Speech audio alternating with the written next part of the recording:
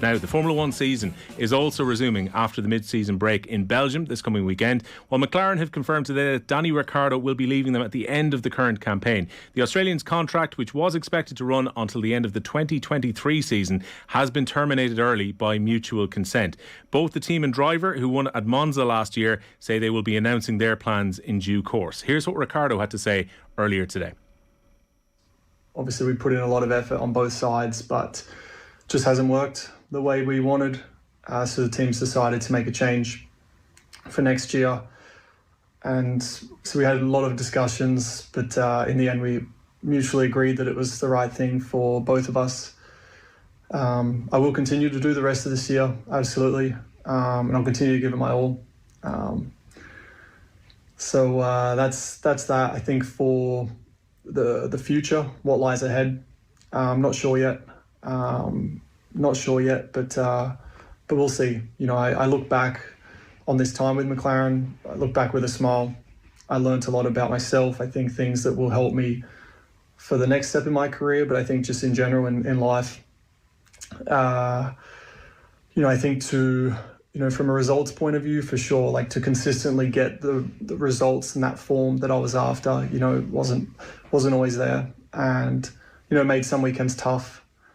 You know, I felt those, absolutely. But I also, you know, have many happy memories of my time at the team. And I think about Monza, you know, I think about standing on the top step. I think about, you know, bringing the team their first win since 2012, you know, like that sort of stuff was awesome. And to see the smile on everyone's faces, to just be in that moment, you know, that's something I'll never forget. So, yeah, there's a lot of good stuff to take from this as well. The sport, you know, I still love it. You know, this hasn't affected any of that. I still have that fire in me, that belief in my belly that I can do this at the highest level. So yeah, all that stuff's still there. But yeah, just wanted to say, appreciate everyone's support through the highs, lows, everything in between. This isn't it for me. But yeah, we'll see what lies ahead. But just want to say, appreciate you. Rebecca Clancy of The Times is with us now. And Rebecca, listening to what Ricciardo has had to say there, understandably, Monza, Drive to Survive last year, as it worked out, centred around that episode where they got that landmark win. It felt like maybe that was things turning around for the team a bit and for Danny Ricciardo. But by his own admission there, even if he says he's leaving with a smile, both the team and the driver a little bit disappointed with how the first half of this season has gone for him. Yeah, good evening. I think they're massively disappointed with how the season has gone for Daniel Ricciardo. It's been a bit of a surprise for all of us, really. He arrived at McLaren last year. He was this experienced at the time, a 7-time race winner. He was supposed to be the driver who was leading the team forward and bringing them back to the front of the grid. He had the younger teammate in Lando Norris, but he was comprehensively beaten, even with that win in Monza. And actually, it's worth remembering in Monza that Lando Norris was actually quicker than him, but team orders kept Lando Norris back and in second because the team was so afraid of their two cars clashing, and they hadn't won a race for 9 years, so they couldn't risk that. So it was a great victory for him in Monza, but he was outperformed by his teammate Lando Norris. And then this year we thought with the regulation changes, maybe last year he just hadn't got to grips with the car, but it became clear pretty quickly that he just wasn't getting on with the car again this year. And so not a massive surprise. You said at the top of the programme, he had a contract through to the end of next year, but in F1 they don't really mean anything, certainly not the paper they're written on. And so it's not a surprise that he's leaving today, or not leaving at the end of the season, sorry, but it was announced today. I'm not convinced it was a mutual agreement, shall we say. Daniel Ricciardo, in that piece you just played out there, you can hear him say the team decided to make a change for next season. And then conversations happened. And as I'm sure you can probably imagine, they were financial. They started out very high. From what I understand, Daniel Ricciardo's team wanted the full year salary paid out. He gets roughly 20 million. But in the end, from what I understand, they've come to an agreement about half of that. So he'll get a £10 million payoff to whichever team he goes to. And we don't know where that will be yet. And before we talk about who potentially is going to come in for the drive at McLaren, because this is the time of the season when people are doing a lot of business, it would seem, this year particularly, and there's one particular standout that may well be going to McLaren for next year. But for Ricciardo himself, is he still a very attractive prospect for teams who are going to be looking for perhaps an experienced driver for next season? Yeah, I'd say so. He's only 33 years old. He's got plenty left in the tank. He's now won 8 races in his Formula One career. He's had a rough time at McLaren, and before that, he had a bit of a tricky time at Renault, where he spent 2 years prior to that. So he says he's still driven and motivated to stay in the sport. He says he still loves it. He has loads of experience. He was obviously at Red Bull when he was there with Max Verstappen and left when it became clear that Max Verstappen was their number one driver.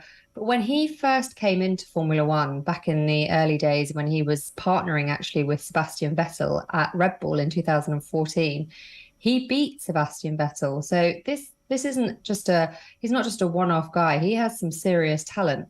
So yes, he's a very attractive prospect for a team who are looking for an experienced driver who can help them with the development of their car, who can feel the very small, minute details that don't show up in the data. He can give the feedback and drive a team forward to build a better car and possibly work with the younger teammate. He's done this before, works with younger teammates, and he can help them improve and he can impart his wisdom. So yes, I would say still very attractive. And from what I understand from conversations I've had today, he's got quite a bit of interest from a few teams.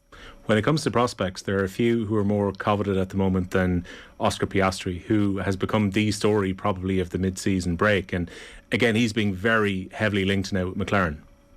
He is almost certainly, definitely, I'd be putting money on it going to McLaren. This was one of the most bizarre stories actually before the summer break. We're just returning from it now, but about 3 weeks ago, it was announced in a bit of a shock move that Fernando Alonso was leaving Alpine to go and replace Sebastian Vettel, who is retiring at Aston Martin. That opened up a seat at Alpine, and it was presumed by everyone really that they would put in their reserve driver, this young 21-year-old Australian called Oscarpiastre, reigning Formula 2 champion, absolutely brilliant, committed to the French team, has been on their junior program. They've heavily invested in him. And so they announced him as their driver alongside Esteban Ocon for next year. And within hours, I think it was actually less than 2 hours, Oscarpiastre had tweeted that he would not be racing for Alpine next year, which was more than a little shocking, shall we say. So after a bit of digging by quite a few of us, we discovered that actually he had what's called a pre-contract in F1, pre-contract with McLaren. So he had presumed, him and his manager, Mark Webber, the former F1 driver, had presumed that Alonso was staying. So they had started talking to other teams, because in Formula One, if you sit out more than one season, which Piastri is currently doing, you can start to lose your racecraft, you start to become unattractive to teams, and Piastri and Webber felt that he needed to be in a seat ASAP. He couldn't afford to wait another year with Alpine. So they started talking to McLaren, and now Mark Webber is very, very good friends with Andreas Seidel, who is the team principal at McLaren. They worked together very closely during their World Endurance Championship days for Porsche. So that's how they know each other. So it looks like Webber got his man in, didn't really care about one Australian, got Ricciardo out and got his Australian in. So that's how it's happened, really. So that was, from what I understand, all done before the summer break. But he was very coveted, Oscarpiastre. He is widely tipped as a future world champion. So I think it's a risky signing for McLaren. I think that has to be said. But I think they couldn't continue with Ricciardo. It wasn't working. Andreas Seidel was very honest today. He said, we've been trying for 18 months. I take the responsibility as well. It's not just Daniel's side, it's all the team's side. I'm in charge of the team, and I haven't been able to get this relationship to work either. And sometimes you just have to cut your losses and go. It's great for Oscarpiastre. He absolutely deserves a drive within F1. And it'll be fascinating to see how he gets on with Lando Norris, and to see Lando Norris as the senior driver in a team. He's only 22 years old, I think he still is. So that'll be a fun one to watch. Yeah, it's a young man's game right now, the Formula One Championship Series. But the thing about it is, as embarrassing as it was for Alpine on the day when, as you say, a couple of hours afterwards, he said, hey, I ain't going to be driving for them next year. How much of a blow is it, given that they were trying to nurture his talent, had already put an investment into it, and presumably they already had him as a target at some point to step up into the car, even if that was in 2 years' time. To now lose a young star who they'd put so much time into must be a big blow to Alpine as a team. Well, in the space of 48 hours, they lost a double world champion and a potential future world champion. It was a pretty bad day, pretty bad few days for the team. It was embarrassing. You're absolutely right. They've invested heavily. The amount of money, I'm sure people know, it's such an expensive sport. They funded his career through Formula 3, through Formula 2. He was winning championships with them, with their money. So it's a massive blow, but contracts are a funny thing in Formula One. They're not really worth anything, but sometimes when they are, there are these bizarre clauses in them. And Oscarpiastre apparently had a clause in his contract where if Alpine hadn't taken up their option on him for next year by July 31st, he was a free agent. Fernando Alonso announced he was leaving on August 1st. Piastri announced he wouldn't race for Alpine on August 1st. So it's obviously been very well orchestrated. There's obviously far more going on behind the scenes than maybe we'll ever find out until Drive to Survive comes out, probably on Netflix, which I'm sure are having a great time with all of this. But it's a huge blow. It is embarrassing for Alpine, and they still don't have a driver to replace Alonso. They have Esteban Ocon, who, in the nicest way possible, is a very good driver, but he's not the driver to take the team forward. They need someone of either Alonso's experience. Daniel Ricciardo would be a fit, shall we say. I'm not going to say a good fit, because if people remember, he left that outfit 2 years ago when it was Renault. He didn't leave under very good circumstances at all.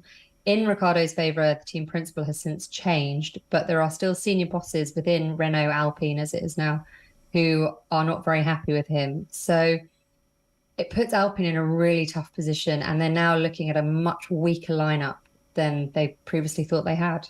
That's the off-track drama. We get back on track in Belgium this coming weekend, and you've been writing about this. The position of the championship is for fans. Max Verstappen is in such a commanding position now with the way that he went into the break. 80 points clear going into the second half of the season. It almost feels like the title race, particularly given the way the Ferrari have dropped off, that this is Verstappen's entirely to lose now. And it would almost be difficult for Max Verstappen not to be back-to-back champion now. Yeah, I'm not allowed to say that because there are still 9 races to go. So everyone has to stay tuned and keep reading. but yeah, you're absolutely right. We're getting very close to the stage where the calculators need to come out and we start doing the maths on when he wins his second championship, not if he wins it. 80 points, 9 races to go within 12 weeks. It's a fairly exhausting run-in in this business end of the season. Charles Leclerc had a terrible end to the first half of the season. Ferrari equally bad. Ferrari have this hat trick of terrible issues where they've got reliability problems, they've got strategy mistakes, and they've got driver error. And they cannot afford a single one of those to continue into the second half of the season, because Max Verstappen isn't making mistakes. And yes, Red Bull have had a few issues. They had a bit of reliability problems at the start of the year. There's a bit of a problem with the balance of their car, a bit of understeer that Max Verstappen likes to spend most races complaining about, but somehow still goes on to win. And just to put that into context, Max Verstappen has won 8 races this year of the 13 we've had. So it's been a pretty commanding performance by him. And I don't think we'll be facing any of the controversy that we had at the end of last season when he picks up his title. And to be honest, looking at it, I wouldn't be surprised if he wins it as early as Japan, which is in about 5 races' time, or the 2 after that are Austin and Mexico. He could probably do it there, and then he'll have a nice run in for Brazil and Abu Dhabi. Yeah, but there are other interesting narratives coming quite aside from the title race itself, and one of those is going to be the position of Mercedes by the end of this season. They seem to be improving as the season has been going on. Yeah, they've been absolutely brilliant. Max Verstappen was very funny actually at the end of the first half of the season in Hungary. He won, but he was flanked by the 2 Mercedes drivers of Lewis Hamilton and George Russell, who had just taken their second double podium. It's a second consecutive double podium, sorry. And Max Verstappen turned around and said, "Oh, I love Mercedes' resurgence. It's great. They're taking loads of points off Ferrari." And that kind of sums it up, really, that Mercedes had 5 podiums in the last 5 races of the first half of the season. They had 2 second-place finishes with Lewis Hamilton. They are absolutely going in the right direction after a pretty torrid start to the year. If you can think back to the second race in Saudi Arabia, where Lewis Hamilton had probably the worst qualifying of his career on pure pace, went out in Q1, couldn't get the car to work. Later transpired that Mercedes were conducting all sorts of experiments in the setup of his car in this desperate bid to try and stop what was nicknamed the porpoising, the bouncing of the car because of these new regulations. They seem to have got on top of it. They seem to be making their car work. Lewis Hamilton seems to be a man on a mission who isn't massively happy about the fact that George Russell is ahead of him in the standings. I'm not sure it will stay like that in the second half of the season when Lewis Hamilton has a bit of a reputation for turning up and making it work. But the big thing with Lewis Hamilton as well this year, or the second half of this year, is that he's currently on the longest losing streak of his career, which started in F1 in 2007. He's on 14 races without a win. He's never gone a season. He's the only driver to have never gone a season without winning a race during a season that he's competed in. So it's a case now of whether he can win and keep that record going. And Mercedes, with this being pretty much the car that goes into next year, give or take a few changes that are coming in because of this porpoising, they're trying to reduce it because there is a genuine concern about the safety of the drivers. Mercedes need to nail down this car and get it right and get it back at the front if they're to have any chance of being in the fight for next year. Yeah, Mercedes issues have to be a caveat at the early stage of the season. But what have you made of George Russell so far in Mercedes, where Mercedes will stress that they've got two drivers who they want to compete, and that will probably be the case next year. How has Russell been settling in since his move? Oh, absolutely brilliant. Mr. Consistent. He's gone from Mr. Saturday of outperforming on qualifying to Mr. Consistent. He's only not finished one race, which was Silverstone, which by no means his fault, a DNF. And every other race he's finished in the top 5. He's the only driver who can say that. He's been fantastic. He has gone about his job very well. He works incredibly well with the team. He already worked with the team. He was already part of their junior program, so he knew everyone very well. So when he actually climbed into the car this season, he just slotted in. He knew his engineers, he knew his mechanics, he knew Lewis very well by this point. They actually are working together, believe it or not. They do sit in briefings together. They do get along. And to be honest, you can see the effect of it, of what's happening with the car, because yes, a lot of the experiments happened to Lewis Hamilton's car, but George Russell was absolutely key as well in the development, because he needed to be developing the bits that they knew worked. So he needed to be going out and testing what they thought worked to the absolute limit, and he was able to do that, and then they could keep improving. So he's been absolutely fantastic. You'd think he'd been with that team for years, not just in his first season with them. Yeah, that competitive spirit might carry into next year and become very interesting indeed. Rebecca, enjoy Belgium this weekend. Thanks a million for joining us on Off the Ball. Thank you very much.